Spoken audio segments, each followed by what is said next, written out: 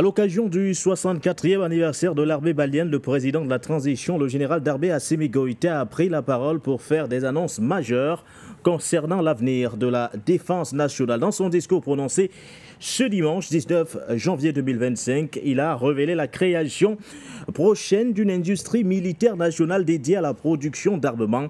Cette initiative ambitieuse vise à renforcer les capacités de l'armée malienne en mettant l'accent sur l'autosuffisance en matière d'équipement militaire. Quelle est la pertinence de la démarche du président de la transition, le chef de l'État malien? Nous aurons l'occasion d'en parler d'ailleurs ce soir dans le cadre de cette émission. Et puis la thématique principale aux États-Unis, ça y est, cette fois c'est officiel. Le jour tant attendu pour les républicains conduits par Donald Trump, dont la cérémonie d'investiture d'ailleurs se poursuit en ce moment même. Une cérémonie d'investiture inédite durant laquelle le richissime homme d'affaires, magnat de l'immobilier, a d'ailleurs prêté serment, devenant ainsi par la même occasion le 47e président des États-Unis. De façon concrète, que peut attendre l'Afrique de ce comeback de Donald Trump? Contrairement à 2016, l'Afrique sera-t-elle un enjeu majeur pour l'administration Trump? Voilà, mesdames, messieurs, quelques interrogations. Alors que je le disais, la cérémonie d'investiture en elle-même se poursuit du côté des États-Unis. Bonsoir à vous et bienvenue.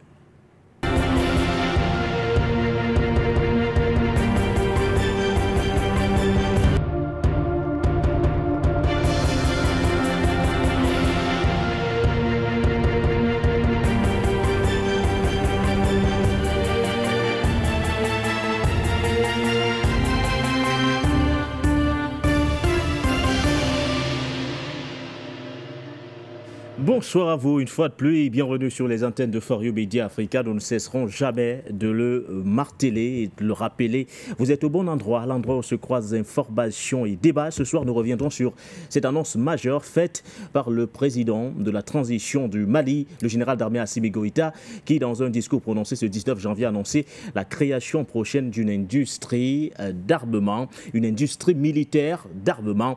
L'objectif étant bien sûr de renforcer les capacités des forces armées maliennes. Nous allons surtout questionner la pertinence de cette démarche, alors que se célébrait d'ailleurs ce jour même, ce 64e anniversaire entre autres. Nous reviendrons en thématique d'accueil sur ce sujet et bien sûr la thématique principale. Ça y est, cette fois, le président des États-Unis, le républicain Donald Trump, a prêté serment, devenant ainsi le 47e président des États-Unis. Nous allons surtout questionner la politique africaine de l'administration Trump. Contrairement à 2016, l'Afrique sera-t-elle un enjeu majeur pour le président entrant? Élément de réponse à suivre dans un instant. Le temps pour moi déjà d'introduire les invités de cette émission du Point sur l'actualité avec moi en présentiel sur le plateau. Patient Parfendum, le consultant permanent de cette émission. Très bon début de semaine à vous, doyen. Bonsoir à Baudelaire Ghané, le prince de Matombe. Bonsoir à nos nombreux téléspectateurs et téléauditeurs. Bonsoir à nos techniciens et à toute la grande galaxie panafricaine. Une fois de plus, merci pour cette invitation. C'est nous qui vous disons merci, Patient Parfendum, pour cette disponibilité. Et puis, depuis Niamey, monsieur Djibrila Barré, Maïna Sarah, je rappelle que vous êtes économiste, vous êtes également analyste politique. Merci à vous, bonsoir à vous. Bonjour. Bonjour, je ne vous entends pas assez bien. Alors, je pense que nous aurons l'occasion de régler tout cela dans quelques instants, mais... je ne vous entends pas assez bien. Est-ce que là, vous nous recevez mieux, monsieur Djibrila Maïna Sarah? Oui, je vous entends, oui. Alors, cherchez à vous installer confortablement. Djibrila Barré, Maïna Sarah, on rappelle que vous êtes à Niamey. Alors, nous allons tout d'abord écouter la réaction du président malien, le général Darbé Assimi Goïta. Je le rappelais il y a quelques instants seulement, c'était d'ailleurs à l'occasion de son discours prononcé il y a quelques heures, à l'occasion de la célébration du 64e anniversaire de l'armée malienne. Une annonce forte, voire majeure, faite par le chef de l'État malien, la création d'une industrie militaire d'armement. Le processus d'équipement des forces armées et de sécurité se perfectionnera en 2025 avec la mise en place d'une industrie militaire. Nous travaillons activement à l'installation d'usines d'armement avec des unités d'assemblage d'armes individuelles et collectives, des montages de véhicules tactiques légers, de fabrication de munitions et d'explosifs à usage civil. pour magnifier les symboles de sacrifice de nos vaillants soldats tombés au champ d'honneur, nous poserons demain la première pierre du mémorial dédié à leur mémoire. Dans le cadre de son adaptation aux nouvelles menaces, l'armée malienne s'emploiera à l'acquisition de nouveaux équipements plus sophistiqués courant 2025. Nos infrastructures militaires, quant à elles, sont en pleine modernisation. Une nouvelle réorganisation opérationnelle s'est réalisée avec des bases avancées qui assurent un meilleur maillage territorial pour une présence renforcée de l'État sur tous les territoires, notamment dans nos régions les plus exposées. Cette évolution a permis à nos forces armées de se déployer plus efficacement et d'agir avec une plus grande rapidité pour protéger notre peuple, pour rendre possible la fourniture des services sociaux de base sur l'ensemble de notre territoire. Les années à venir seront déterminantes. Nous avons commencé à poser les bases d'un Mali souverain, indépendant et maître de son destin. Nous construirons ensemble un pays qui ne subit plus, mais qui choisit sa voie. L'armée malienne est une force de stabilisation en ce qu'elle est un acteur majeur de la protection de notre État, des institutions républicaines et un plaisir de vivre ensemble. Officiers, sous-officiers, équipements sophistiqués, mais surtout la construction d'infrastructures de qualité, voire de pointe, au premier rang desquelles une industrie militaire d'armement. Le troisième invité de cette émission du Point sur l'actualité, Yves Mbouka. Vous êtes avec nous depuis Libreville au Gabon. Bonsoir à vous. Bonsoir mon frère Guéné, merci de me recevoir chez vous. C'est une joie de vous retrouver une fois de plus parmi mes frères panafricanistes, voilà, que vous allez présenter tout à l'heure. Voilà, donc je suis ravi d'être parmi vous pour pouvoir débattre de ces questions d'actualité qui sont d'une extrême importance, surtout la thématique liée au Mali, laquelle nous allons nous étendre tout à l'heure. Donc vraiment, c'est une joie pour moi d'être parmi vous. Et donc j'en profite donc de l'occasion pour saluer la technique et tous les téléspectateurs qui regardent partout à travers le continent africain, mais également à travers le monde. Merci. Merci à vous Yves Mbouka. Monsieur Dibrila, Maïna Sarah, je ne sais pas si vous avez réussi à vous stabiliser à la maison également. S'il vous plaît, veuillez baisser le volume de votre télévision parce que là on a un double retour à notre niveau qui ne nous permet pas d'être audible, notamment auprès de ceux qui nous suivent à l'instant. Je ne sais pas si cette fois nous pouvons vous adresser nos civilités. Est-ce que là le signal est bon, monsieur Maïna Sarah? Je ne sais pas si vous m'entendez. Est-ce que vous m'entendez? Oui, nous vous recevons parfaitement. Bon, je vais essayer. Moi, je ne vous entends pas, mais par rapport à la thématique, alors, que le président nous ne sommes pas encore entrés dans la thématique, monsieur Maïna Sarah. Allô, vous m'entendez hein? Oui, nous vous recevons, monsieur Dibrila. Donc, nous aurons l'occasion d'en parler beaucoup plus en profondeur.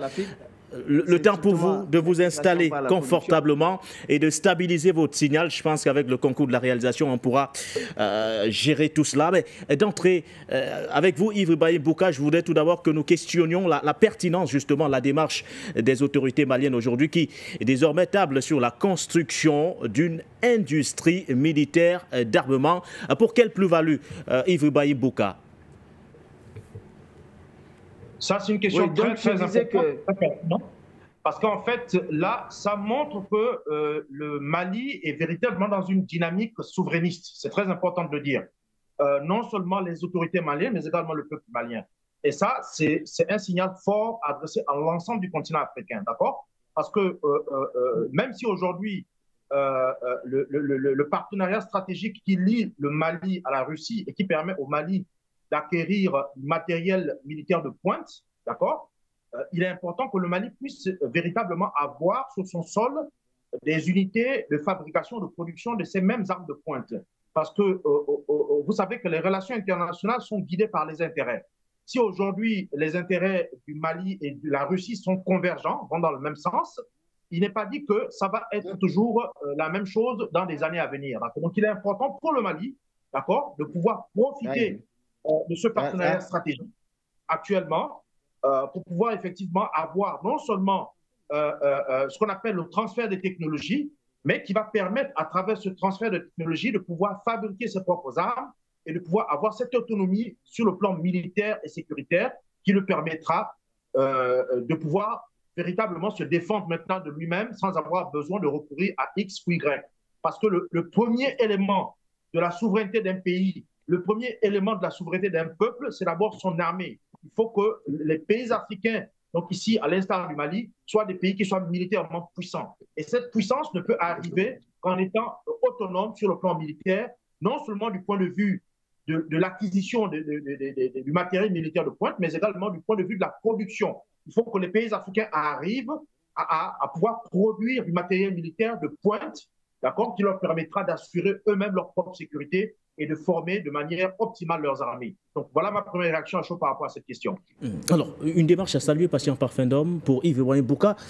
C'est vrai que le Mali entretient, entre autres, des relations approfondies, notamment sur le plan sécuritaire avec la Fédération de Russie. Mais ce pan-là apporte une plus-value aujourd'hui, notamment au niveau de l'autosuffisance en fabrication du matériel militaire. On comprend, et à partir de là, on voit en quelque sorte la vision, ou du moins les projets que le président de la transition a aujourd'hui pour ce Mali. Une armée autosuffisante. Patient parfum d'homme. Écoutez, c'est toujours une bonne chose de voir qu'on essaie de combler nos manquements dans des secteurs stratégiques, comme celui de l'autonomie de nos armées en termes de logistique, de capacité de fourniture, de ce dont ils ont besoin pour pouvoir défendre nos espaces et nos populations. Donc, personne de sensé ne peut remettre en cause cette option stratégique de Mali avec l'annonce qui a été faite par le général Assimi Goïta. C'est une très bonne chose parce que l'un des points faibles justement de nos armées, c'est d'être trop dépendant de l'extérieur en ce qui concerne la fourniture de tout ce qui est matériel militaire, de tout ce qui est logistique militaire. Et je crois que c'est un tendon d'Achille assez puissant qu'il faudra domestiquer très rapidement en étant nous-mêmes capables, n'est-ce pas, de fabriquer sur place ce dont nous avons besoin pour nous défendre. Mais ça demande aussi en amont un certain type d'investissement parce que, normalement, premièrement, sur le plan économique, ça va résoudre quand même des problèmes très importants.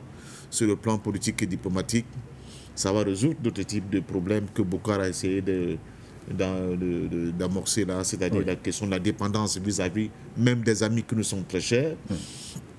Sur le plan économique, comme je disais tout à l'heure, quand on regarde ce que nos armées dépensent, n'est-ce pas, en termes de ce qu'il faut pour acquérir, et des trucs banals, mais basiques, comme des fusils, des munitions, des tenues, des choses comme ça. Je ne parle même pas des gros... Et quand on parle d'une industrie, on tient compte de tous ces éléments, patient parfum d'homme. Mais bien sûr, et ça peut toucher beaucoup de secteurs, créer même des emplois à l'ennemi pour ceux qui seront employés justement dans la fabrication de tout ce matériel. Mais c'est ça l'option, c'est-à-dire il y a du coton au Mali, il faudra une industrie cotonnière. Vous voyez, quand un soldat est équipé, sa tenue militaire et tout ce qui va avec, il faut que cette industrie cotonnière malienne attrape des parts de marché très importantes dans la fourniture de ce dont le Mali aura besoin dans ses équipements. Il y a aussi, nous avons des tanneries un peu partout en Afrique et au Mali, c'est certainement parce que c'est un grand producteur de bovins, aussi à nouveau l'Afrique de l'Ouest. Ces tanneries peuvent aussi nous aider le Mali à pouvoir fabriquer ce dont ils auront besoin en termes de chaussures militaires et appropriées.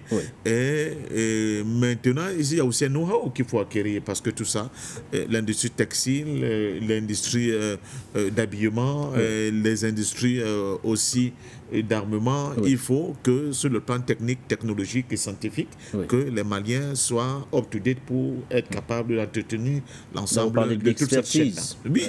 Ont-ils cette expertise ou alors il faut déjà continuer de s'appuyer? C'est une question. Ont-ils l'expertise? Vont-ils se lancer dans pour mettre un point d'honneur à pouvoir avoir des jeunes gens qui seront orientés et formés dans ce secteur. Je crois que il n'y aura jamais l'un sans l'autre. C'est une exigence aujourd'hui pour le Mali d'avoir un capital humain qui sera capable de monter tout ce projet-là et de l'entretenir. Mais il y a toujours un mais dans ces propos. Le seul hic dans l'affaire, quand j'ai écouté le Premier général Assimi Goïta, je n'ai pas vu une espèce de concordance avec l'ensemble de l'AES. Parce il est le président en exercice de la Confédération, patient parfait. Oui, mais là, il a parlé beaucoup. Ça veut dire qu'on sous-entend que s'il parle du Mali, il parle du Mali, forcément de l'AES. C'est vous qui le dites, mais ce n'est pas du tout vrai.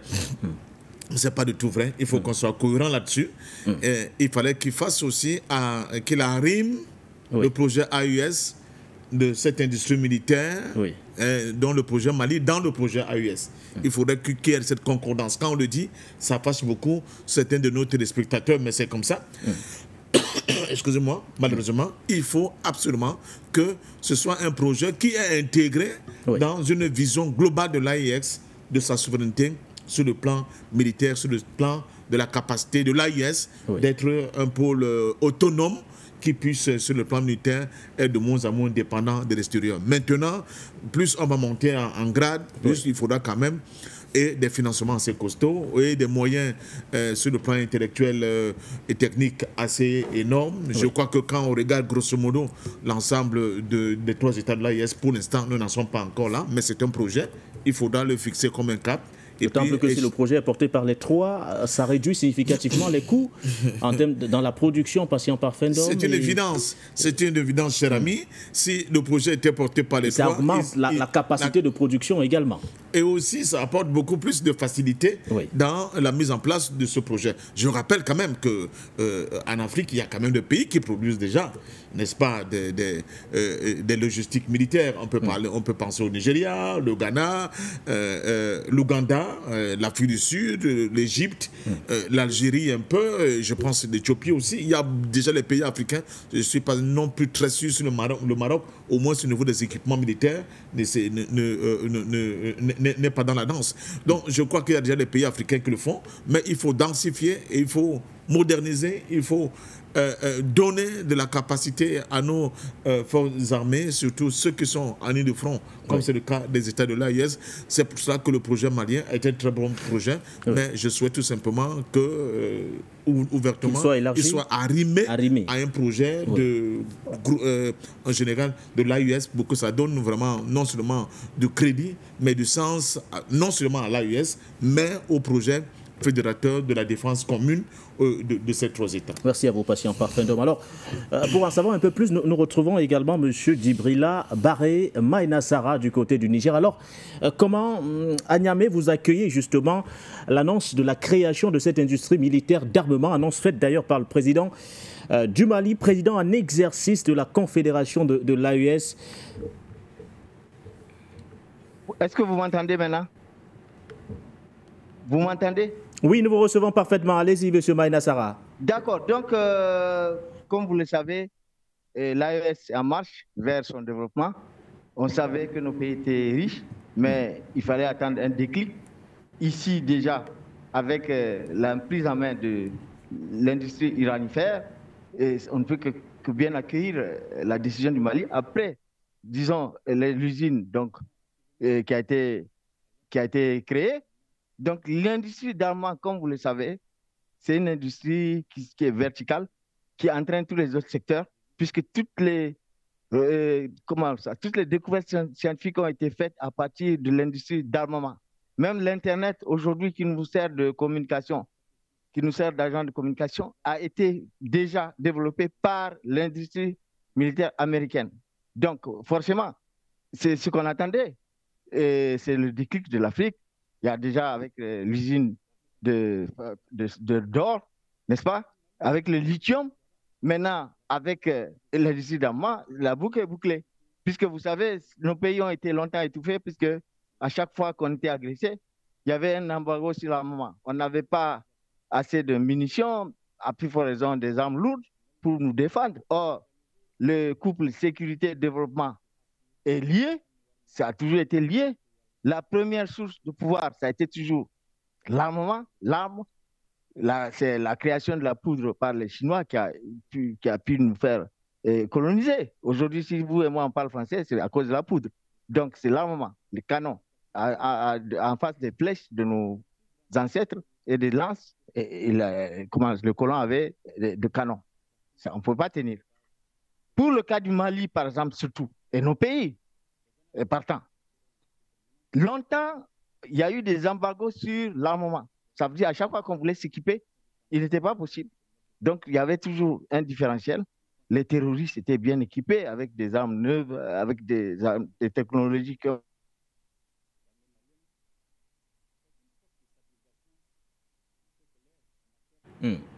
Monsieur Baïda-Sara, avec qui nous avons été coupés.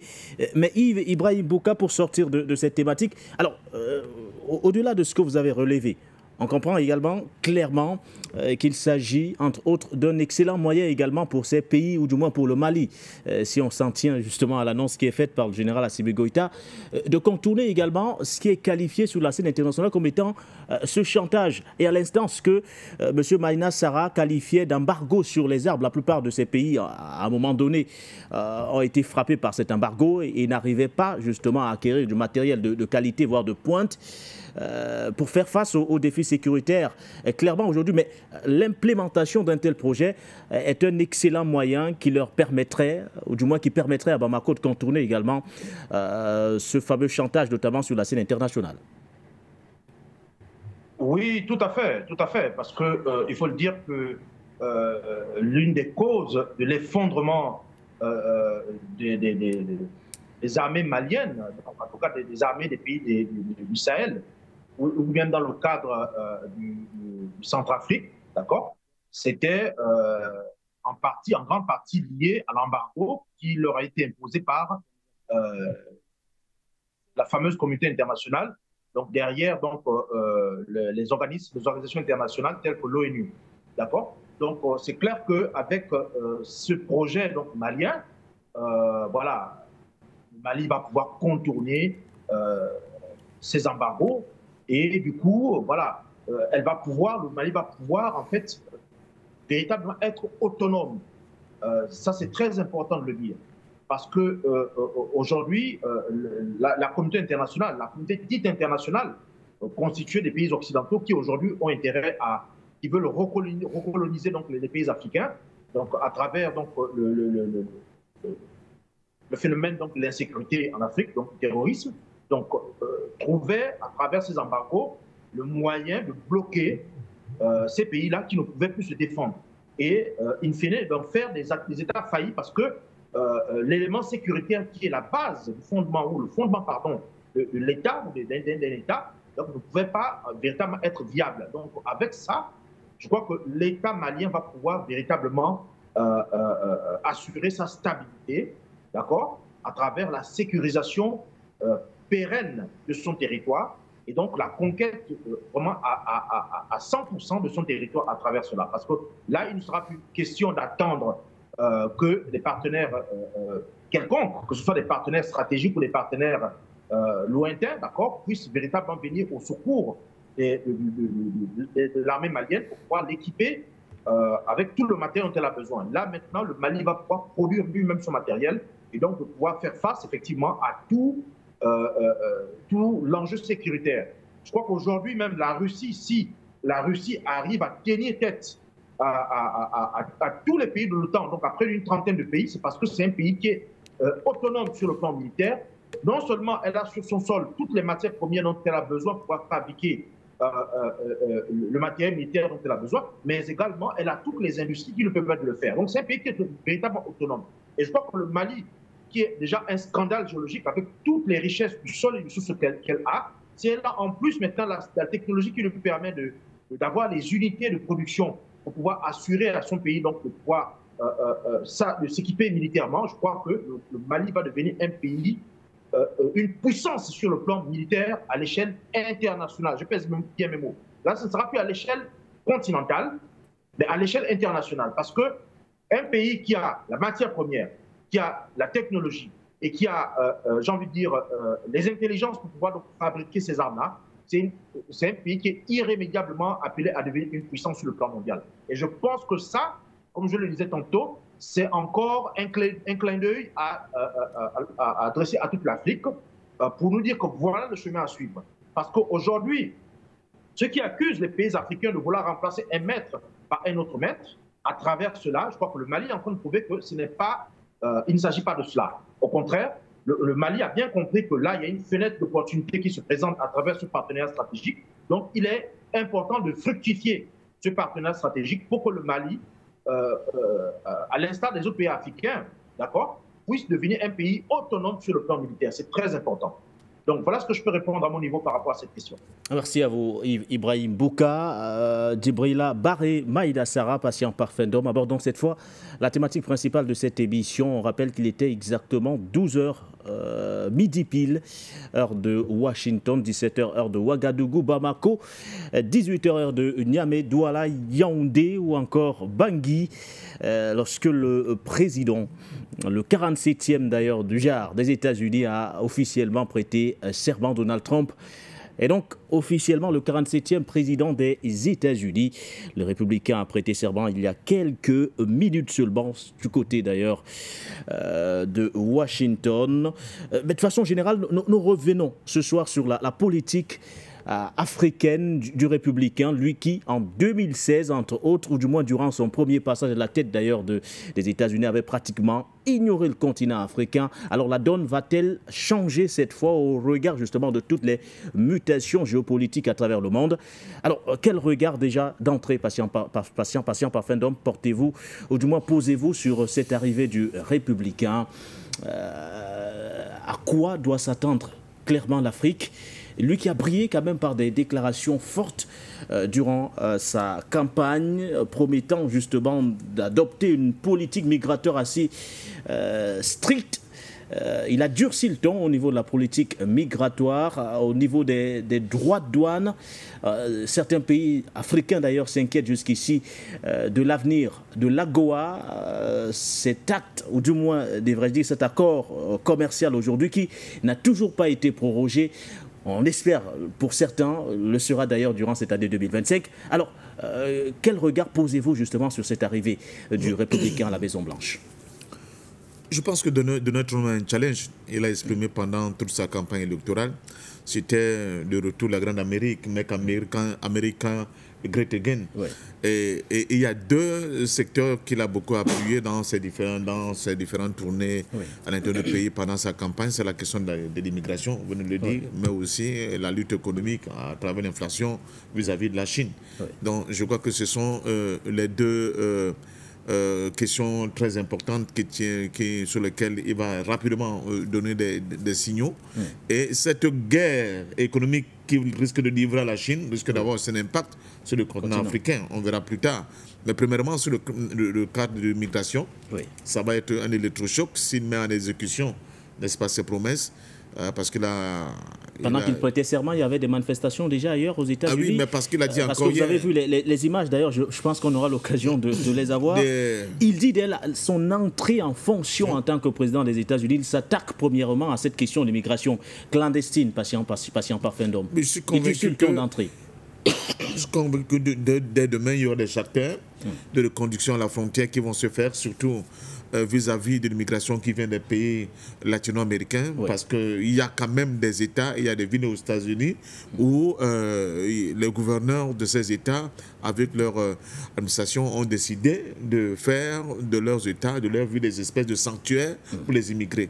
Alors pour Donald Trump, ça ne passe pas, parce que ces immigrés faussent selon son calcul, n'est-ce pas, les efforts du pays dans le cadre de la relance économique par ces immigrés qui ne paient pas les impôts et qui sont en situation d'immigration illégale, qui est contraire d'ailleurs à la loi américaine, selon ses propres dires, et donc les reconnaissances de la frontière se feront de manière massive pour contenter son électorat.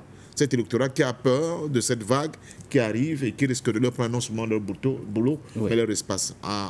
Parce que dans leur projection cognitive, eux, ils sont les vrais Américains, alors que tout ça, toute cette Amérique que vous voyez, c'est le fruit de l'immigration. Bon, deuxièmement, c'est la Chine. cette guerre économique qui s'apprête d'ailleurs à livrer à la Chine. La Chine qui a été quand même le principal challenger sur le plan économique au point de damer le pion économiquement aux États-Unis. Je crois que les droits de douane, ils risquent de les faire exploser autour de 60 à 70% des produits chinois.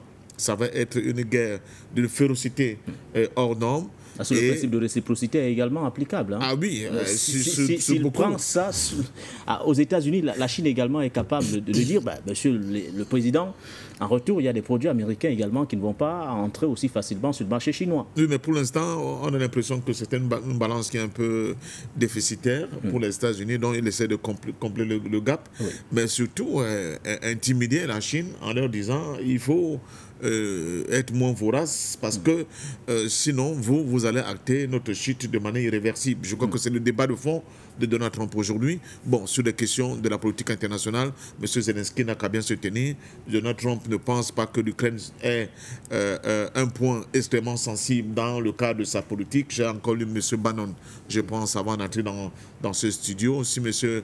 Kellogg essaye de pousser pour donner toujours un avantage au complexe militaro-industriel qui pousse pour que Donald Trump continue dans cette guerre contre la Russie au niveau de l'Ukraine. D'autres estiment que cela n'en vaut pas la peine et on ne peut pas avoir plusieurs fronts au même moment. Il faut laisser la Russie, d'autant plus que Donald Trump lui-même a émis le vœu de s'accaparer et du Canada et du Groenland et du canal de Justement, parce que Panama. Derrière cette politique migratoire qu'il s'apprête d'ailleurs à mettre sur place, il y a également à côté des visées expansionnistes des États-Unis. Canal de Panama, entre autres le Groenland, des territoires aujourd'hui qu'il compte clairement annexer, tout comme le Canada, patient Parfendon. Oui, mais cela veut dire tout simplement que nous passons... Est-ce qu'on devrait intégrer cela dans son fameux, du moins, rendre la grandeur américaine, entre autres? Je crois que pour le Groenland, c'est presque acté. Hein? C'est-à-dire que bon... Pour le Groenland, même si les autorités danoises aujourd'hui essaient de... Non, c'est fini. C'est-à-dire que quand vous voyez les atermoiements des autorités danoises et même des autochtones de Groenland, on comprend très bien que bon, ça va pas être une passe très difficile pour Donald Trump à exécuter. Pour le Canada, on regarde un peu, mais Donald Trump a été clair. Pour le Canada, on ne peut pas dépenser autant d'argent pour votre sécurité et ne pas et c'est tenter de faire de vous un État de plus pour que, bon, nous renforcions notre capacité à mieux défendre nos intérêts, mais surtout notre sécurité sur le plan géopolitique international. C'est un avertissement et c'est un signal puissant qu'ils envoient aux pays africains, dont chacun d'entre nous continue de se contenter d'être dans son petit bantoustan. Cela veut dire que si vous n'êtes pas des entités fortes, en étant solidaires, unies, puissantes, vous ne valez absolument rien. Même la Grande Amérique a encore besoin d'espace pour des questions à la fois économiques et géopolitiques. Je ne comprends pas pourquoi les Africains ne le comprennent pas encore très rapidement. C'est pour cela que vous voyez tout à l'heure dans le premier sujet, je revenais toujours en disant mais pourquoi pas l'AES? L'AES doit aller rapidement vers une fédération.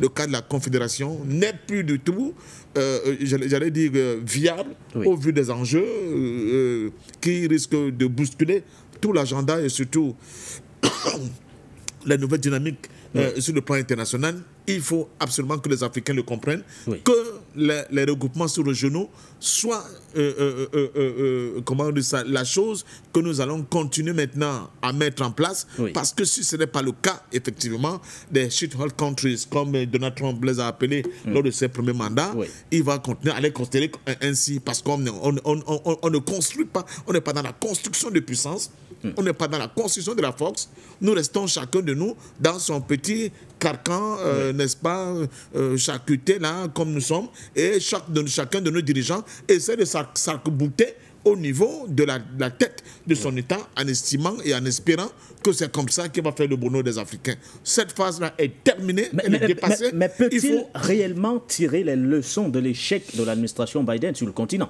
On rappelle, patient Parfendom, que c'est pratiquement la dernière minute que Joe Biden a décidé de se rendre sur le continent africain face justement à toutes ces mutations. On ne comprenait pas trop pourquoi. Lors de son premier passage à la tête de l'État, ou du moins à la Maison-Blanche, vous l'avez dit, il avait traité les pays africains de trous à rats. Vous l'avez clairement mentionné. Est-ce qu'il est capable à la fois de tirer les leçons des échecs de sa politique africaine, à la fois lors de son premier passage à la tête de l'État, mais également l'échec justement de l'administration Biden? Mais je pense qu'il a déjà tiré tous ces enseignements surtout. On voit très bien, il essaie de faire le lien. Parce qu'entre 2016 et 2025, il y a beaucoup de choses qui ont changé, patient parfait d'homme. Il y a les dynamiques des révolutions aujourd'hui qui, entre autres, s'emparent du continent africain. Au niveau de la géopolitique internationale, beaucoup de choses ont changé, patient parfait d'homme. Oui, mais l'Afrique n'a pas encore fait le pas où on l'attend. Mais elle a tout de même fait un pas capable d'influencer la politique américaine aujourd'hui sur le continent, patient parfait d'homme. Mais pas avec... Les États-Unis ne vont plus parler au continent avec autant de condescendance qu'auparavant. D'accord, mais pas avec la situation des États tels qu'ils sont là aujourd'hui. Ce n'est pas possible. Je vous rappelle que la question a été posée à M. Donald Trump. Comment allez-vous faire pour contraindre le Canada à vous rejoindre? Allez-vous faire la guerre au Canada? La réponse est simple. Il dit non, je n'ai pas besoin de faire la guerre. Je vais tout simplement appliquer des sanctions économiques et ils seront obligés de se plier à mes exigences. Si vous imaginez les masses d'argent énormes que Donald Trump veut par exemple acquérir à travers les fonds vautours et dont une partie, il a dit, l'un de ses conseillers, il va l'investir en Afrique, je peux vous dire, avec cette Afrique qui a mal de capitaux et de liquidités, ça risque de bouleverser complètement tout le chemin économique de nos États. Donc, faisons très attention, je continue de le dire, ce que Donald Trump et ses think tanks à travers lui exprime, ce n'est pas des paroles en l'air, c'est des choses bien pensées, bien réfléchies, qui risquent vraiment de créer beaucoup de problèmes. Sur beaucoup de plans, attention, certains points de Donald Trump risquent de retrouver l'assentiment des Africains. Les questions, par exemple, civilisationnelles. Donald Trump est contre le wokisme. L'Afrique est contre le wokisme. On va des convergences, justement. Voilà, il y aura des convergences. Il y a un certain nombre plus de 30 chars dans les sports. Dans les sports, dans l'armée. Il a martelé, justement, avant de prendre fonction. Donc, les Africains ne vont plus continuer à construire la mairie de Donald Trump avec la même aigreur et la même, j'allais dire, le même rejet qu'il avait avec le gouvernement de Biden.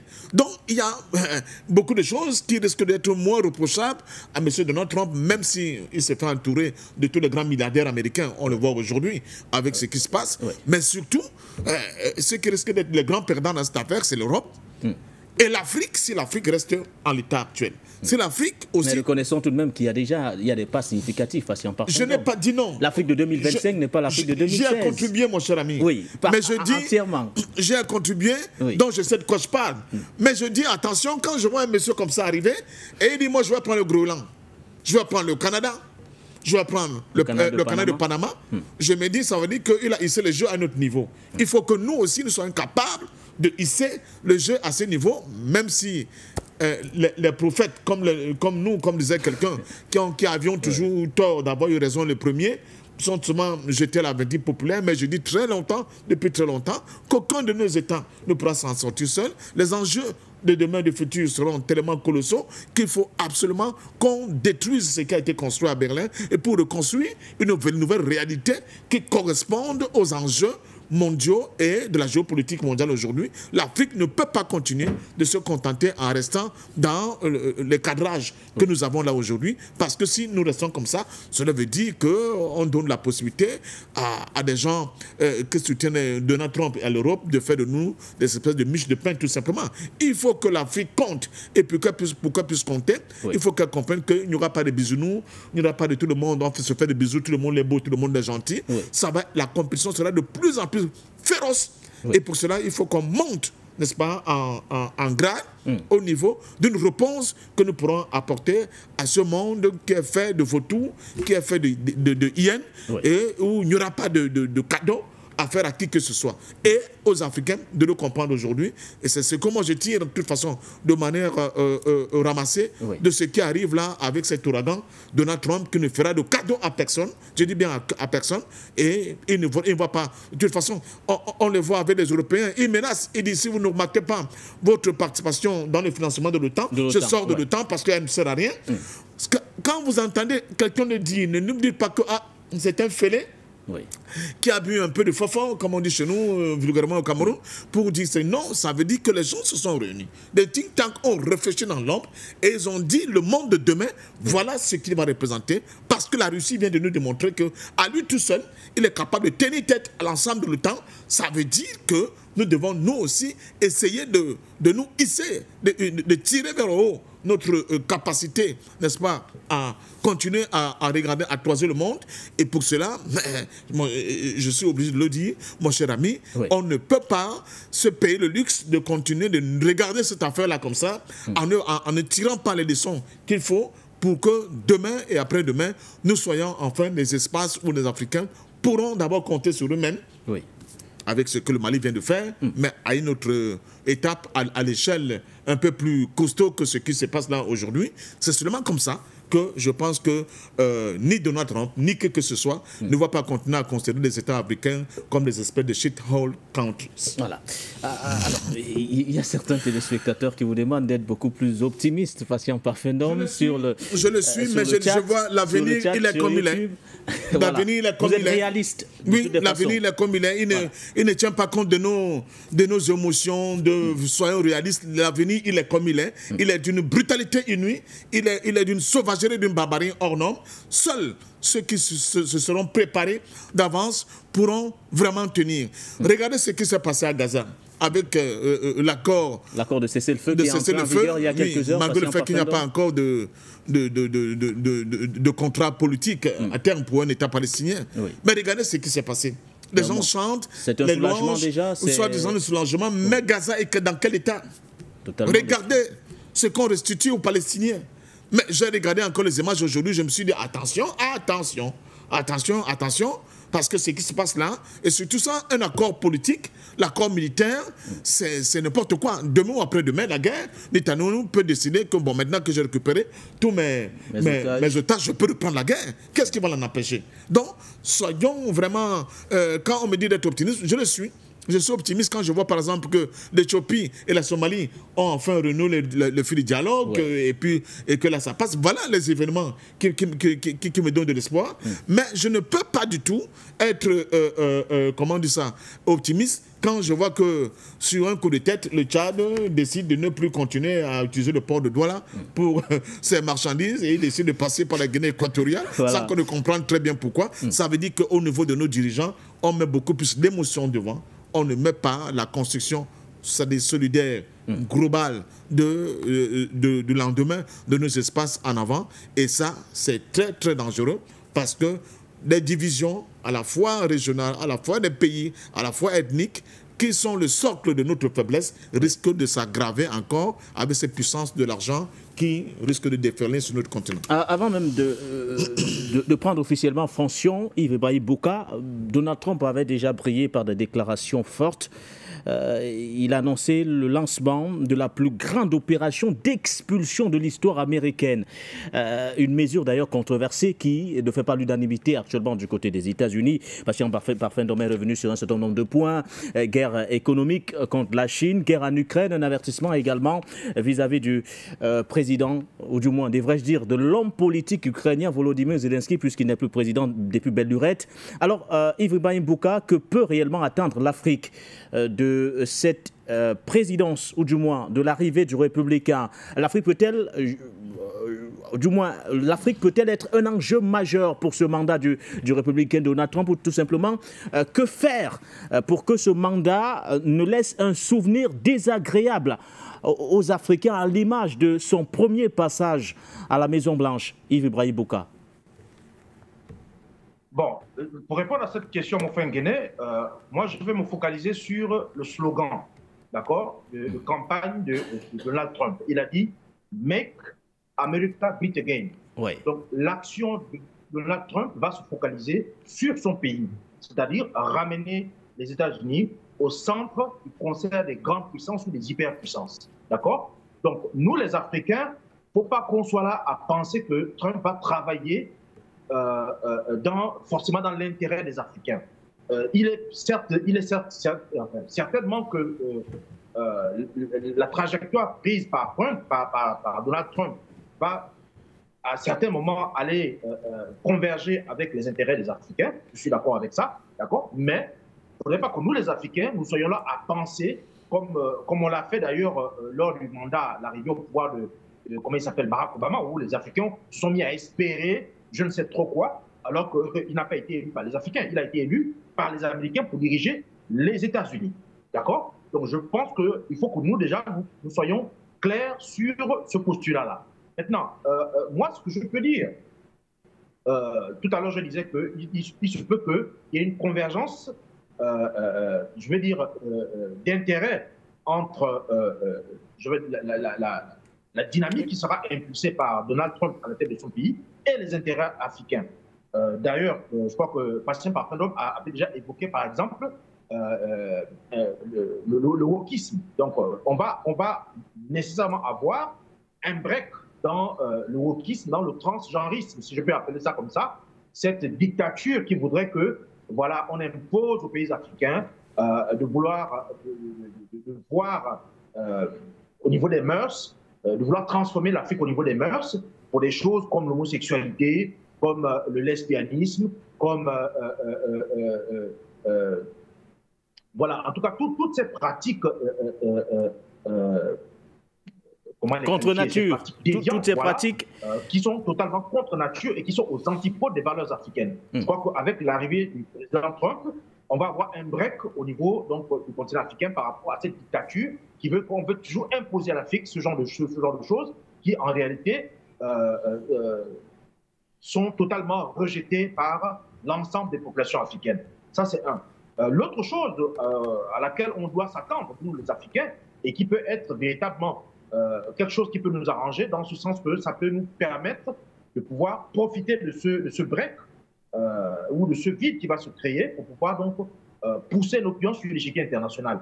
On a également, entre autres, la dictature, par exemple, du climat, qui est quelque chose qui nous a été... voilà, on a eu combien de COP 25, COP 24, COP je ne sais pas combien, d'accord, où on impose aux pays africains non seulement de ne pas exploiter leur environnement pour pouvoir donc se développer, mais également on impose aux pays africains de ne pas, en fait, d'inscrire les pays africains dans une espèce de cogestion de nos espaces verts, de nos richesses forestières, etc., au nom d'un soi-disant d'une soi-disant co-appartenance, effectivement, de l'environnement africain, voilà, avec le reste du monde. Parce qu'ils estiment que l'Afrique, voilà, c'est le berceau de l'humanité. Donc, tout ce qui vient de l'Afrique, ça appartient à l'humanité. Là, tu vois mon regard, je fais allusion au propos d'Emmanuel Macron quand il est venu au Gabon l'année dernière dans le cadre du One Forest Summit. C'est des propos comme ça qu'il avait tenus. D'accord? Donc, je crois qu'on va avoir un break par rapport à ça. On va également avoir un break par rapport à la dictature sanitaire. D'accord? On a vu l'administration Biden être complice de vaccination à grande échelle via les agences, les fondations Bill et Melinda Gates en Afrique, pour pouvoir donc imposer ou pousser les populations africaines à rentrer en fait dans une logique sanitaire en réalité où on ne voit en fait pas les tenants et les aboutissants, en fait aucune pertinence, aucune urgence sur le continent africain par rapport à ça. On l'a vu avec le COVID, la COVID dernièrement, où les gens prédisaient une catastrophe sanitaire sur le continent africain et qui justifiait pour les pays africains de pouvoir procéder à des vaccinations à grande échelle. Voilà. Donc on va connaître également un répit par rapport à ça. Et je vais chuter en disant que nous allons également connaître, avec donc l'arrivée de Trump au pouvoir, le break sur la relation transatlantique. Vous savez que les Européens s'appuient beaucoup sur les États-Unis. On l'a vu avec l'administration Biden, pour continuer à étendre leur hégémonie sur les pays africains qui, aujourd'hui, sont plus que excédés par cet impérialisme qui ne dit plus son nom et qui étouffe les peuples africains qui aspirent à plus de liberté, à plus d'autonomie. Voilà, donc avec l'arrivée de Trump, on va avoir un break parce que le président Trump, il est clair. Voilà, aujourd'hui, la relation qui unit les États-Unis avec l'Afrique, les États-Unis avec l'Europe, est en train de prendre du plomb dans l'aile, ce qui fait que les puissances européennes n'ont plus cette espèce de caution morale qui leur permet de continuer à régner en maître sur le continent africain. Donc, nous, on va avoir ce break-là. Maintenant, c'est à nous, les pays africains, de pouvoir exploiter ce répit-là qu'on va avoir pour pouvoir non seulement chercher à nous débarrasser donc, de la mainmise européenne sur nos économies. Voilà, on a la question du franc CFA qui reste pendante aujourd'hui. On va également donc profiter de ce répit pour pouvoir nous débarrasser des bases militaires françaises, notamment que nous avons sur les différents territoires. D'accord. On va également profiter de ce répit pour, j'ai noté ça quelque part ici, pouvoir en fait tisser des accords de partenariat stratégiques avec d'autres pays autres que les anciennes puissances coloniales européennes, notamment la France. D'accord? Donc, moi, à mon niveau, voilà ce que je peux déjà avancer comme ça pour exprimer, en fait, ce que nous, les Africains, nous ne devons pas attendre, dans un premier temps, de l'arrivée de Trump au pouvoir, mais ce que nous pouvons faire en termes de fenêtre d'opportunité qui se présente pour nous par rapport à cette élection de Trump à la tête des États-Unis. Merci à vous. Nous allons d'ailleurs afficher les codes d'accès et dans quelques instants, nous irons au standard pour écouter également les avis de nos téléspectateurs. Mais est-il possible pour Donald Trump de faire sans l'Afrique, patient Parfendom, dans le contexte actuel des choses? On rappelle que la note est suffisamment salée, celle que l'administration Biden laisse à Donald Trump. La question des soldats américains sur le continent africain qui devient de plus en plus préoccupante. Aujourd'hui, on parle de cet accord, l'African Growth and Opportunity Act, toujours pas renouvelé. Beaucoup d'autres choses, entre autres, qu'on pourrait évoquer ici, notamment sur le plan géopolitique. Est-ce que les États-Unis, ou du moins, est-ce que Trump peut faire sans l'Afrique? Non, pas du tout. C'est deux visions, n'est-ce pas, des États-Unis entre Biden et Trump. Oui. Et si Biden était un peu considéré comme le protecteur de tout ce qui est comme lobby des big pharma, oui, de complexes militaro-industriels, ce qui explique d'ailleurs, oui, ces bases militaires américaines sur le sol africain, et de la finance internationale, etc. Trump, lui, il a une autre vision.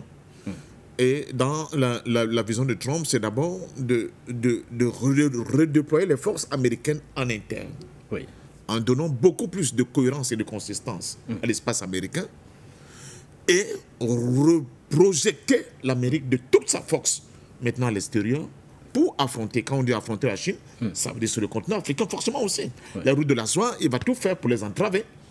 Quand on dit affronter la Chine, oui, c'est aussi par rapport à un certain type de soft power africain. Il y a le corridor Lobito également qui est lorgné justement par les États-Unis. Donc il faut vous attendre, et c'est à ce moment que j'insiste pour le renforcement des capacités africaines, oui, parce que sinon nous serons les victimes de cette guerre de titans entre ces différentes superpuissances. À partir du moment où l'Afrique ne va pas s'armer, ne va pas se préparer, n'est-ce pas, à rentrer dans cette guerre avec ses propres moyens, oui, mais surtout en traçant son périmètre vital pour qu'il ne soit pas du tout envahi par les conséquences de cette guerre-là, j'ai bien peur que Trump, justement, aucune puissance ne sortira vainqueur de cette guerre, sans compter sur le continent africain. Mais sur le côté businessman, n'est-il pas un avantage également aujourd'hui pour les Africains? Parce qu'en Parfendom, oui et non. Il a un côté businessman. Oui et non. Et quand vous évoquez le complexe industriel-militaire, en termes de revenus, ça pèse énormément, patient Parfendom. Mais oui ou non, vous savez, dans le business, là, tu es un gagnant et un perdant. Parce que quand M. Trump veut signer les accords avec le président nord-coréen, parce que pour lui, il va tenter de construire, n'est-ce pas, une industrie touristique au niveau des côtes de la Corée du Nord, qui sont, nous dit-on, parmi les plus belles du monde. Vous voyez comment il réfléchit dans le business, justement, en tant que businessman, c'est qu'est-ce que je peux prendre au niveau de l'Afrique pour continuer d'enrichir les milliardaires qui sont autour de moi et les États-Unis, mais surtout prendre une avance économique conséquente vis-à-vis de mes nouveaux poursuivants que sont les pays des BRICS, mais surtout la Chine aujourd'hui. Donc il menace clairement les pays des BRICS, patient Parfendom. Oui, parce que le processus de dédollarisation accélérer ce processus il menace d'appliquer des tarifs de douane à 100%, patient Parfendom. Voilà. Ça, c'est un signal fort qu'il envoie tout de même, Donald Trump. Oui, mais bien que ce soit risqué pour lui également. Oui, mais à la limite, il s'en fout. Il sait qu'il a la force, il a la puissance, dit-il, avec lui.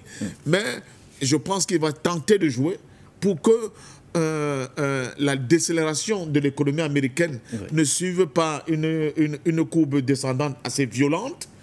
Il va tenter d'amortir, de ne pas précipiter la chute programmée, n'est-ce pas, du monde unipolaire. Mais surtout, il va tenter de renouer contact avec les majors au niveau des BRICS pour qu'on essaie de voir dans quelle mesure son mandat sera considéré comme un mandat de ce chef d'État qui a tenté de remettre les États-Unis sur la sellette. Et ça, c'est un challenge qui n'est pas du tout facile. Moi, ce qui m'inquiète beaucoup plus, c'est cet armada de milliardaires dont certains étaient acquis à sa cause depuis très longtemps, mais dont d'autres jouent les nouveaux convertis. Hier, wokistes, internationaux, mais les Zuckerberg, tous ces gars-là, et même des GAFAM plus, on sait très bien que la plupart étaient pour cette idéologie-là. Aujourd'hui, ils retournent leur veste. Et son dernier, M. Trump, c'est très inquiétant pour le continent africain. Et c'est très inquiétant, tout court, quand on sait aujourd'hui que des pays comme l'Angleterre commencent à reconnaître que la vaccination contre le Covid, leurs États le savaient pertinemment qu'elle était inappropriée, qu'elle était source de plusieurs conséquences pour le corps humain, mais on l'a quand même appliqué à des êtres humains comme des bêtes sauvages. C'est vous dire la mentalité de ces gens, d'où la nécessité pour notre continent de présenter notre visage que le visage actuel, qui, à mon sens, quoique les uns et les autres puissent dire, n'est pas du tout un visage qui peut nous donner des garanties en cas de confrontation, de déflagration majeure sur le plan international demain. Alors, Yves Brahim Bouka, je ne sais pas s'il faudrait que nous allions au standard d'entrée, mais je pense qu'on vous retrouve tout d'abord, Yves. Quel visage l'Afrique doit-elle présenter à Donald Trump?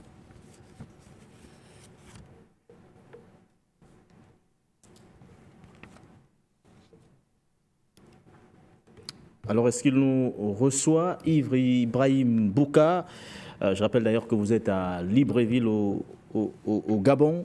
Patient Parfum d'Homme revient sur la nécessité pour les pays africains d'ailleurs à prendre clairement leurs responsabilités. Du coup, quel visage aujourd'hui devons-nous, entre autres, ou du moins, quelle doit être l'approche africaine vis-à-vis justement de cette politique américaine impulsée dorénavant par le républicain Donald Trump?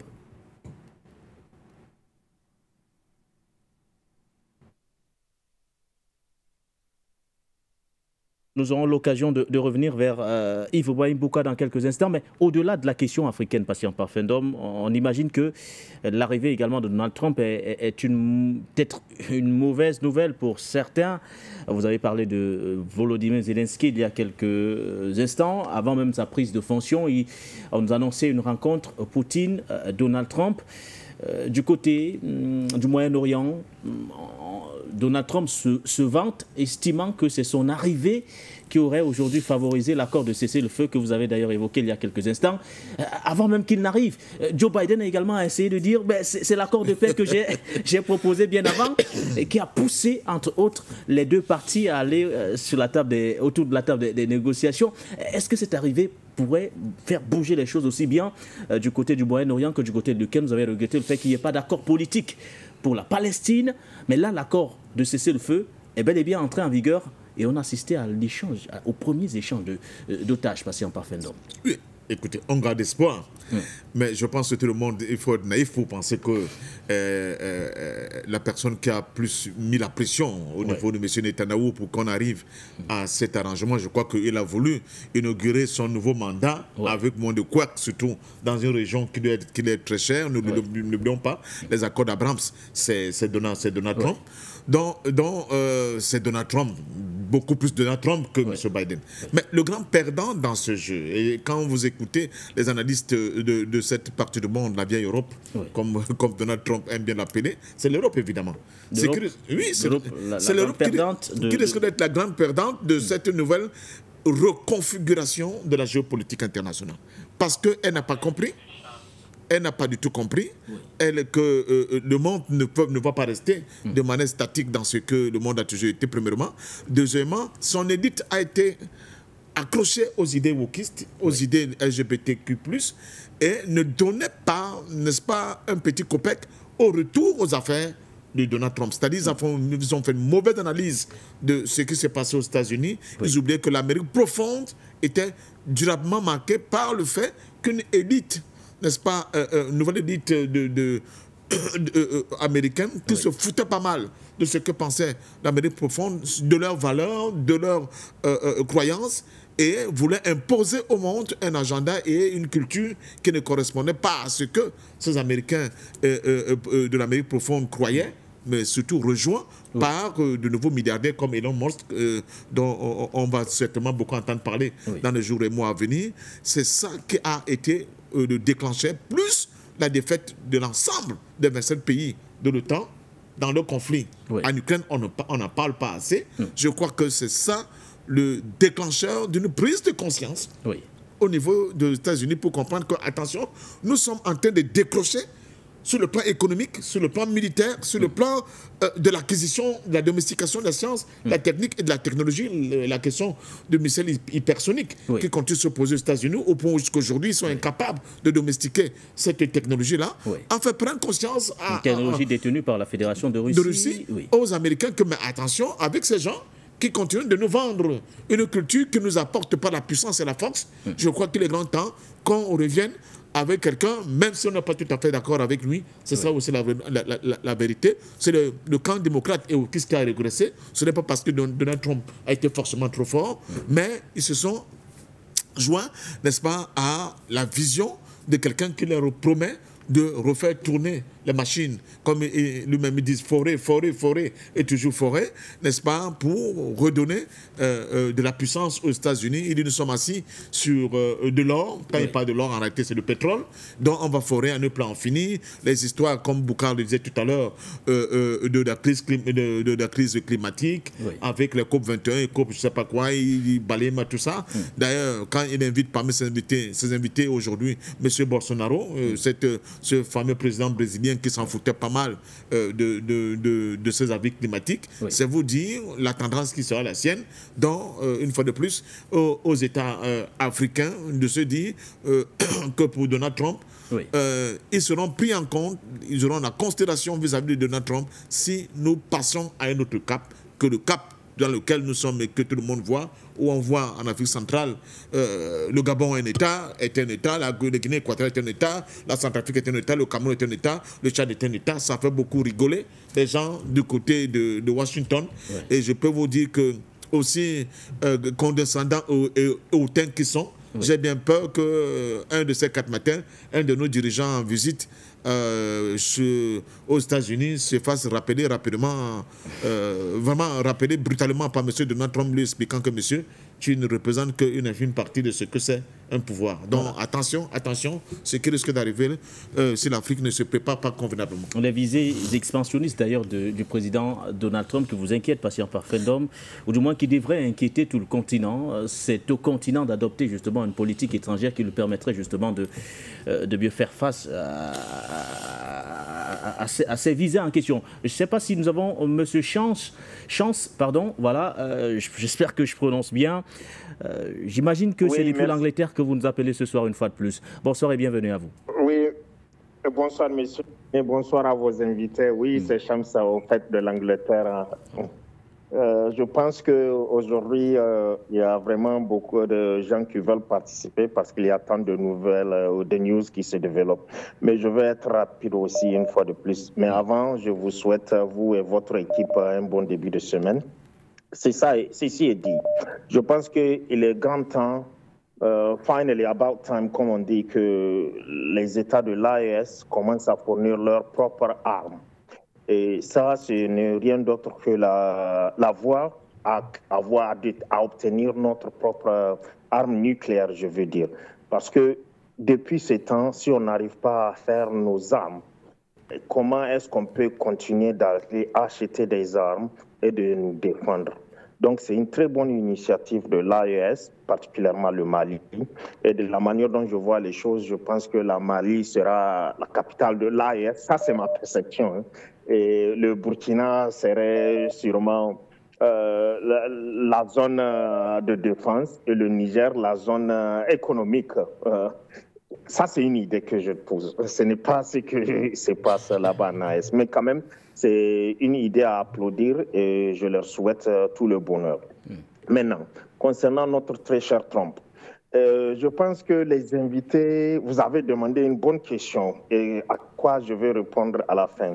Que signifie le deuxième tour de Donald Trump aux Africains, à l'Afrique?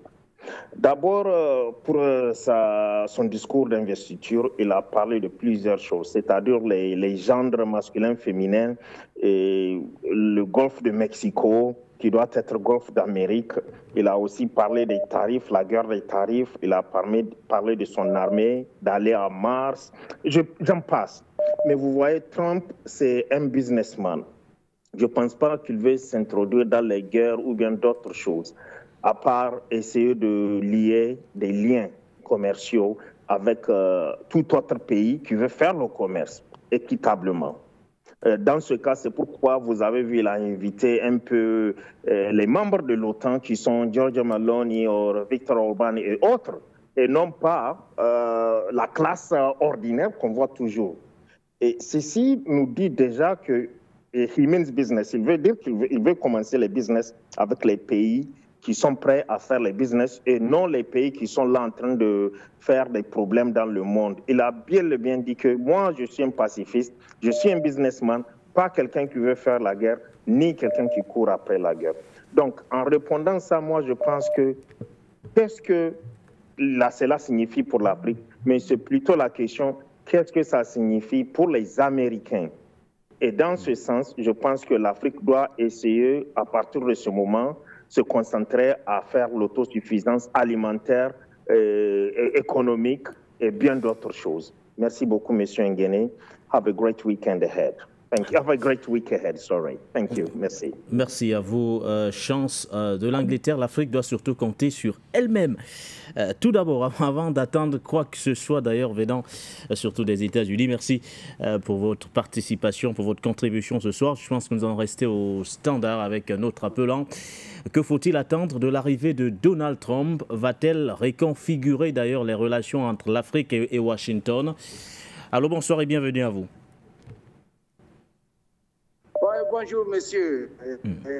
Comment vous allez chez vous? Je n'ai pas votre nom, c'est pas grave, après j'en aurai. OK. Mon intervention porte sur la question de l'arrivée de Donald Trump. Il faut que les gens comprennent. Il faut aller au-delà de l'émotion, de la phobie et des peurs inutiles. Donald Trump est un humain comme les autres. Les États-Unis se sont développés comme tout autre peuple. Tout comme tout peuple conscient. On a échoué au Vietnam. On a vu les États-Unis échouer dans beaucoup de parties du monde. Donc, ces genres de comportements, de paroles lapidaires et menaçants, là, ça pour l'Afrique, nous n'avons qu'une seule philosophie, s'unir ou périr. Si les Africains acceptent s'unir, ils sont plus puissants que les États-Unis.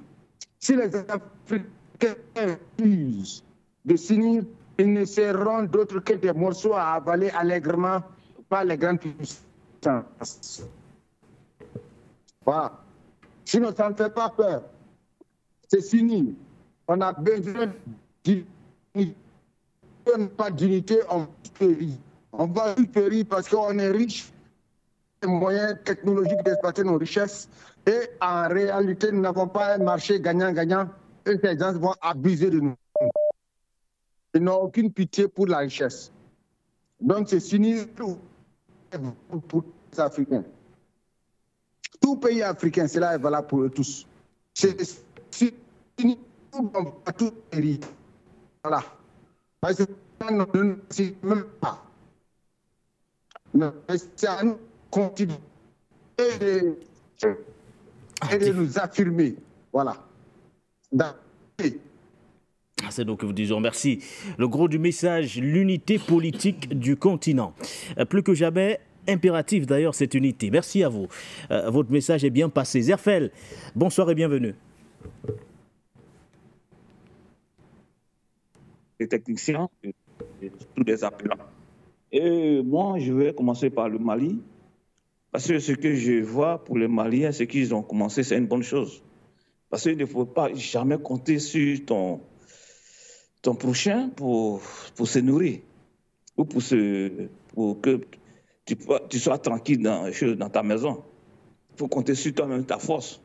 Aujourd'hui, s'il y a quelqu'un qui est venu nous aider et qui veut nous aider pour que nous puissions aller de l'avant, Il faut qu'on profite. Il faut qu'on en profite rapidement. Parce que dans la vie, on ne sait jamais ce qui va arriver. Donc, quand tu as la chance devant toi, il faut profiter en même temps.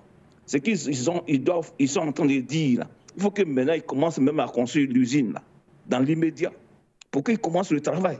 Ce n'est pas la fin de faire des longs discours et puis bon, mettre cela dans les tiroirs après et puis bon, on va attendre. Ce n'est pas les techniciens aujourd'hui qui manquent en Afrique. Il y a trop des techniciens, des ingénieurs qui peuvent fabriquer des munitions, qui peuvent fabriquer des fusils, qui peuvent fabriquer même des chars, des guerres. Alors donc, moi je pense qu'il est temps de se réveiller. Parce que le jour que ce monsieur n'est pas là, puis il y a quelqu'un d'autre qui a autre politique contre l'Afrique, on va faire quoi? Où on va aller chercher les armes? C'est les mêmes gars qu'on a abandonnés hier, là. Non, il faut qu'on ouvre les yeux maintenant pour faire quelque chose. Et puis, pour terminer sur le Mali, moi, je pense que des 3 pays, là, ils doivent, comment dirais-je, au lieu de construire des routes, même ça se base dans les 3 pays, là, les pays qui font frontalier avec le Mali, tout ça, là, ce sont des chemins de fer.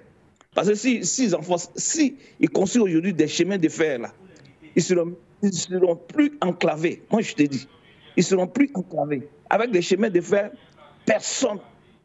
Parce que tout ce qu'ils vont faire aujourd'hui, ils peuvent aller avec le chemin de fer qui va arriver au Cameroun, et dans les pays comme le Sénégal, et puis de suite.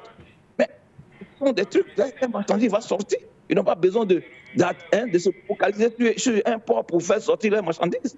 Mais s'ils veulent construire des routes là, ça perd le temps.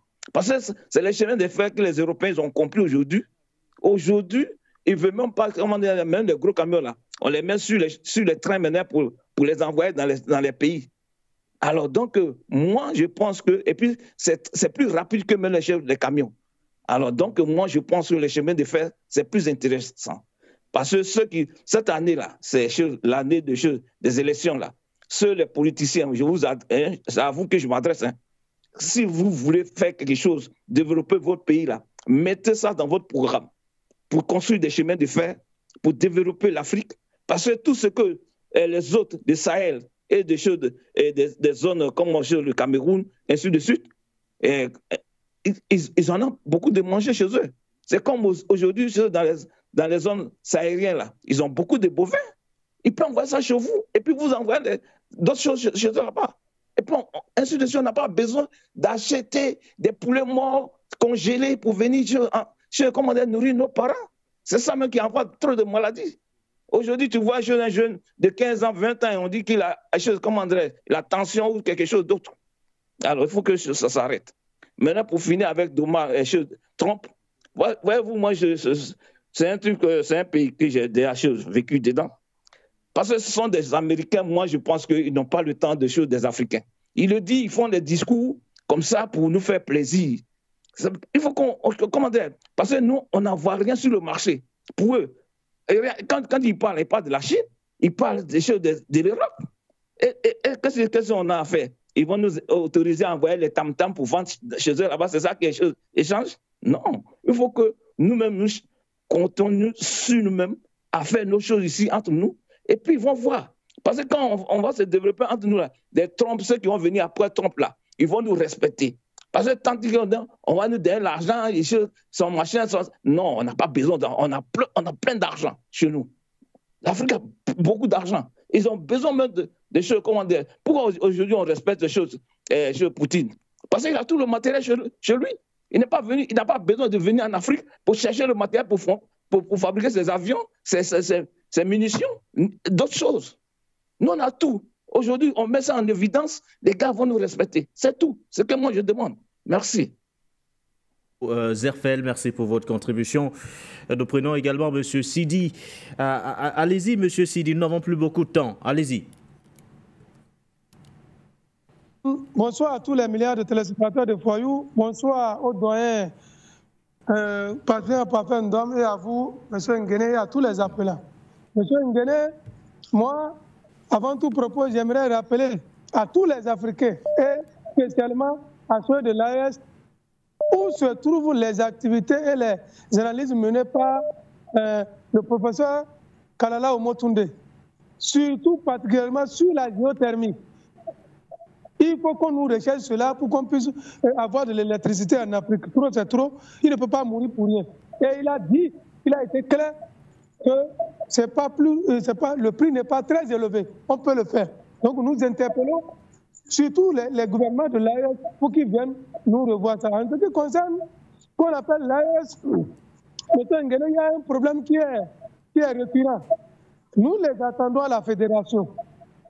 C'est bon, une industrie militaire, mais nous voudrons qu'il ait au niveau de l'AES une armée commune, une diplomatie commune et une défense commune. Voilà ce que nous voulons avec une monnaie commune. C'est une bonne chose de fabriquer les munitions, mais personne ne peut survivre seul. Et disons que les autres vont rejoindre. Donc il faut qu'ils aillent à la fédération. Sinon, là où nous sommes en train d'aller, là, c'est catastrophique. Je dis bien c'est catastrophique. On ne peut pas tout dire à la télévision, mais ce n'est pas bon. Il faut quitter cette confédération pour aller à la fédération. En ce qui concerne Donald Trump, M. Nguéné, ne nous trompons pas. Hein. Ce sont tous des éléments de l'EPAC, non? Ou bien je me trompe? Personne ne peut venir faire autre chose que les intérêts qu'on appelle criminels de l'EPAC. D'une partie de l'État profond, il n'y a rien là, nous ne l'aurons pas. Laissez-moi vous dire qu'il y aura un conflit nucléaire dans le monde. Que chacun s'y prépare. Ceux qui vont créer, construire les bunkers en Afrique ou bien un peu partout, qu'ils en construisent. Parce que ce qui est en train de se passer, c'est un discours guerrier. C'est un discours très clair. Maintenant, est-ce que les autres, contre qui le discours est fait, vous pensez qu'ils n'entendent pas? Ils entendent bien. La Russie est en train de se préparer. Lorsqu'elle serait prête, comme elle est prête, depuis 2014, elle n'était pas prête pour le prête. C'est en février 2022 qu'elle est prête. Lorsqu'elle sera prête, les 800 et quelques balles seront attaquées. Il y aura un conflit nucléaire, ce n'est pas un débat. Et à ce niveau, je me demande que font les Africains. Parce que quand ça va commencer, c'est vrai que quand on dit un conflit nucléaire, ce n'est pas forcément que le monde doit disparaître, parce qu'en parlant du nucléaire, il y a deux types. On ne peut pas tout détailler ici, mais que font les Africains? Parce que moi, je vous dis, haut et fort ici aujourd'hui, sur For You Television, il y aura un conflit nucléaire avant la descente de Donald Trump. Parce que les intérêts de la Chine, les intérêts de la Russie sont menacés avec Donald Trump, et c'est très clair, on voit ce qu'il veut. Il n'y a pas beaucoup de temps. For You Television, an overview of the world. C'est Dieu qui a fait. Nous gagnerons ce combat, Inch'Allah. Assalamu alaikum. Monsieur Sidi depuis le Bénin, merci pour votre intervention. Quelques minutes encore à passer à vos côtés. Vous avez le choix. Vous pouvez d'ailleurs réagir sur les deux thématiques également. Donner votre point de vue sur l'arrivée de Donald Trump, mais surtout la plus-value pour le continent africain et bien sûr la création d'une industrie militaire d'armement du côté du Mali. Annonce faite par le général d'armée Assimi Goïta. Allô, bonsoir et bienvenue.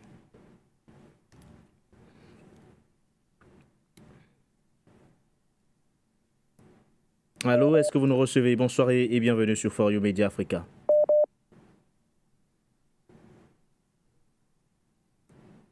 Alors, on fait quoi? Au standard, on reste ou alors on essaie de revenir en espérant retourner au standard dans quelques instants. Je ne sais pas trop si nous avons quelqu'un. Allô, bonsoir et bienvenue. Bonsoir, monsieur Nguéné. Le doyen. Monsieur Nguéné, j'ai demandé à quelque chose, qu'est-ce que les Africains doivent attendre rien en Amérique. Prince Nguéné, je te dis ouvertement, il faut que nous, on s'entende entre nous. Il ne faut pas attendre grand chose de l'Amérique. Voilà, il faut qu'on s'entende et que ton voisin africain, you know what I'm saying? We have to be together. On doit être ensemble. Il ne faut pas attendre quelque chose de bon de l'Amérique. Il ne faut pas attendre, peu importe n'importe quel président qui sera à la tête des États-Unis, ils vont faire le désordre. C'est ça. Mettre l'ordre dans le désordre. C'est le défi comme ça. Mettre l'ordre dans le désordre pour rien. Donc, il ne faut pas qu'on va attendre Donald Trump, même si c'est, Joe Biden, doesn't matter what kind of president came to the United States. Il ne faut pas qu'on les attend. Nous, ce qu'on on doit faire seulement, c'est être aimé entre nous les Africains. Parce que même nos enfants qui sont nés aux États-Unis ici, nos enfants même, C'est-à-dire, l'Amérique m'a fait de fait en sorte même que ton propre enfant. La fois passée, moi, j'ai amené mon enfant en Burkina Faso. J'ai amené l'enfant au Burkina. L'enfant est arrivé, moi, je lui ai demandé, est-ce que you happy? Il a dit que lui, il est parti, le pays de son papa. L'enfant même ne veut même pas reconnaître même que l'Afrique, même c'est son pays. Malgré que je l'ai amené au fond village, même pour qu'il puisse reconnaître même ses ancêtres-là. L'enfant même qui arrive ici dit qu'il était parti à l'Afrique, pays de mon papa. Vous voyez? Imagine-toi, Donald Trump, ça c'est comment? Il faut que nous, les Africains, on se réveille, être ensemble, se aider, se développer, se partager l'amour entre nous pour développer. Aucun Américain, même nos enfants qui sont dans notre sous-sol ici, dans leur sous-sol là, ils ne sont même pas avis même pour faire le lutte avec nous. Comment bon? Si nos propres enfants, ils n'arrivent pas à comprendre leur papa. Et le président, ça serait quoi encore? Il faut qu'on se aide et développons ensemble, partageons les esprits que le doyen fait depuis des années, depuis 2009. Hein. Et puis on va se développer entre nous. Et puis on peut rien entendre de l'Amérique. Voilà, on a besoin de solidarité entre nos frères africains. La solidarité nous manque, trop même. Chacun veut avoir la honte de son frère. Avec ça, on va aller où? Je laisse la parole à d'autres personnes depuis Californie. Thank you so much. Merci à vous depuis la Californie. Deux derniers appelants avant de conclure cette émission du Point sur l'actualité. Allô, bonsoir et bienvenue.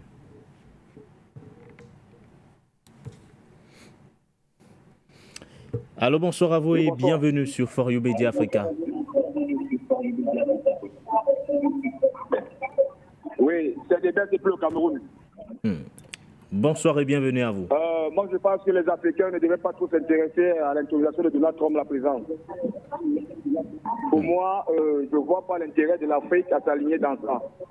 Je conseillerais la plupart des présidents de l'Afrique francophone de retrouver l'AES et d'entrer dans ce groupe, question de créer une monnaie communautaire pour l'Afrique.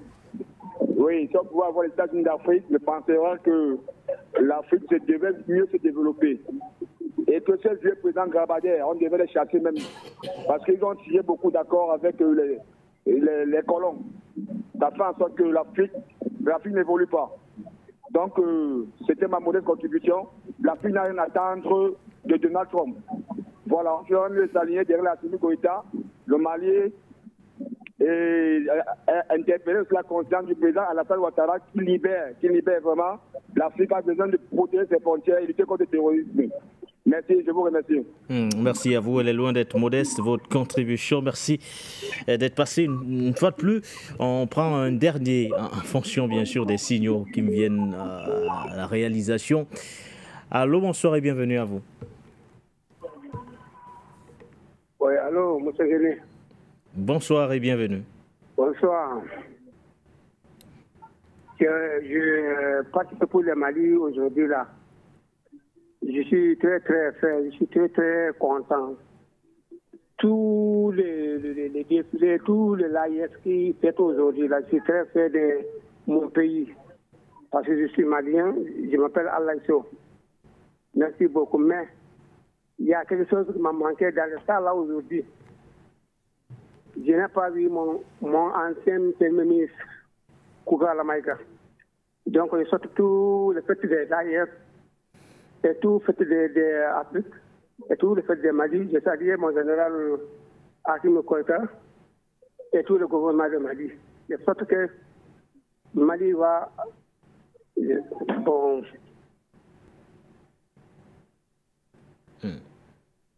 Merci à vous.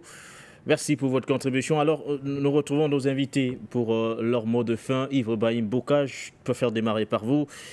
Qu'est-ce qu'on se dit pour sortir de cette émission? Les enseignements qu'il faudrait surtout tirer, ou du moins l'approche que le continent devrait avoir vis-à-vis justement de l'administration Trump qui s'installe définitivement du côté de la Maison-Blanche pour les prochaines années. Bon, en tout cas, par rapport à l'arrivée donc de Trump à la tête des États-Unis, je crois qu'il faut que les pays africains arrivent à tirer les leçons de l'expérience qu'ils ont eue par rapport aux attentes ils ont eu donc le premier mandat de Trump à la tête de ce pays. Je crois que là, il y a eu, j'ai envie de dire, des couacs qui ont effectivement qu'on a pu observer parce que les Africains, voilà, n'ont pas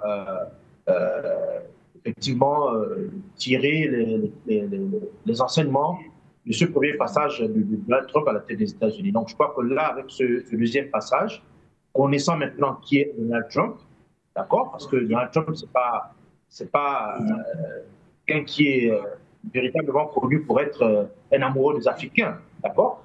Donc, mais là, Donald Trump, avec les positions qui sont les siennes, celle de mettre un grand coup de pied dans la fourmilière qui constitue aujourd'hui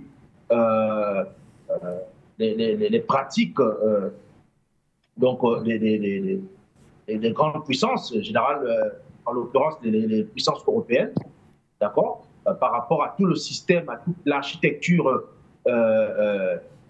néocoloniale que ces puissances-là ont mis en place pour pouvoir continuer à exploiter l'Afrique et les Africains. Je crois que cela fait véritablement nos intérêts et c'est à nous de pouvoir en fait exploiter cela pour aller dans le sens qui a déjà été donc impulsé par les pays de l'AES. Je crois que c'est cette piste-là que nous devons suivre pour véritablement aller dans le sens de constituer l'Afrique en tant que pôle de puissance, qui est notre seule issue dans un monde où véritablement il n'y a pas de place pour les faibles en fait. Voilà. Merci à vous. L'âge doré de l'Amérique commence maintenant. À partir d'aujourd'hui, notre pays prospérera et sera à nouveau respecté dans le monde entier. L'une des phrases d'ailleurs lâchées il y a quelques minutes par le président américain, le 47e du genre Donald Trump, à l'occasion de la cérémonie d'investiture. Une phrase qui n'est pas très éloignée de son fameux projet du Make America Great Again. Pour sortir de l'émission Patient Parfum d'Homme, que répondre justement à ceux qui estiment que l'Afrique n'a aucun intérêt à s'intéresser à ce qui se passe du côté des États-Unis? Oui, ça fait plus d'une décennie que nous sommes avec nos téléspectateurs en essayant avec beaucoup de pédagogie de les amener à bien réfléchir sur les enjeux mondiaux. Il ne faut pas exposer ce niveau de naïveté en espérant que ce qui se passe aux États-Unis, l'Afrique n'a pas s'y intéressé. Non, ce n'est pas du tout juste. Parce qu'au contraire, nous devons nous intéresser sur tout ce qui se passe dans le monde. Parce que chaque moment important dans la vie des nations, autres que celles des nations africaines, il faut toujours avoir quelle est la corrélation que le niveau de développement de puissance ou bien d'orientation au niveau de ces grandes puissances ça peut avoir sur le continent africain. Je rappelle que depuis pratiquement la Rome antique, chaque fois que l'Occident a été en difficulté, elle s'est tournée tout le temps vers l'Afrique pour chercher des solutions, n'est-ce pas, pour se maintenir à flot. Donc, une fois de plus, les États-Unis, eux aussi, avec M. Trump, vont certainement se retourner vers notre continent pour chercher des solutions. Les solutions ne sont pas seulement ce que nous pensons. Elles ne peuvent pas ne pas être militaires, elles peuvent être économiques, elles peuvent être financières, elles peuvent être d'autres types. J'ai beaucoup aimé la chute de Boucar tout à l'heure, notre ami, avec qui j'ai eu le plaisir de partager ce plateau. Il a dit quelque chose d'essentiel. Si l'Afrique n'amplifie pas sa volonté de cette question d'unité politique, je peux vous dire que les combats qui arrivent, nous serons le marchepied du monde. Nous serons le marchepied du monde parce que nous aurons refusé de nous construire une volonté de puissance. Nous avons l'obligation, tout ce que nos prédécesseurs ont dit, ils l'ont répété à ne pas en finir, nous avons l'obligation, autant pour moi, de construire une véritable unité politique sur le sol africain. On peut commencer par des unités sous-régionales, c'est pour cela que ce qui se fait au niveau de l'AES, nous le portons de bout de bras parce que c'est ça la vision que nous avons pour notre continent. Nous estimons tout simplement, comme l'a dit Sidik tout à l'heure, qu'il ne faut pas s'arrêter au niveau de la confédération. Il faut que l'AES aille vers la fédération. Avec une fédération, je suis convaincu que même le Lesotho pourra rejoindre l'AES parce que là, elle va enfin constituer un socle important pour l'unité politique du continent africain. Donc, une fois de plus, à nos amis, attention. Dites pas que ce qui se passe aux États-Unis, la nouvelle mandature de Trump, l'Afrique n'a rien à foutre là-dedans, ne doit pas s'y intéresser. Il peut prendre des décisions qui vont violemment impacter notre continent et nos populations, et à nos populations de subir n'est-ce pas, ces décisions sorties de Washington, comme ce fut toujours le cas par le passé, raison pour laquelle nous devons analyser méticuleusement. Je n'ai pas le temps d'écouter son discours d'investiture, j'aurai le temps après cette émission certainement, mais d'analyser point par point tous les mots qui sont sortis, mais surtout les premières décisions qui seront prises et dont j'ai bien peur que pour nos amis latino-américains qui soient les premières victimes à goûter, n'est-ce pas, à ce nouveau sabre qui prend place au niveau de la Maison-Blanche et à nous les Africains de ne pas nous croire que ça ne va que être les latino-américains qui seront concernés par cette nouvelle diplomatie de M. Trump. Nous, l'Afrique aussi, nous risquons d'en pâtir. Raison de plus de bien nous armer pour le combat futur. Merci à vous, patient partenaire, homme politique, consultant permanent de cette émission du Point sur l'actualité. Yves Ibrahim Bouka depuis Libreville au Gabon, analyste politique avec nous, à nos côtés également, même si cela a été avec plus de difficultés, les difficultés techniques notamment. Monsieur Dibrila Barré, Maï Nassara qui était également avec nous depuis Niamey au Niger. J'espère que les prochains rendez-vous nous permettront d'ailleurs d'avoir votre retour convenablement. Merci surtout à nos nombreux téléspectateurs, téléauditeurs ou encore auditeurs. Merci à la grande équipe de la réalisation. On se donne rendez-vous demain, mardi, pour une autre édition du Point sur l'actualité.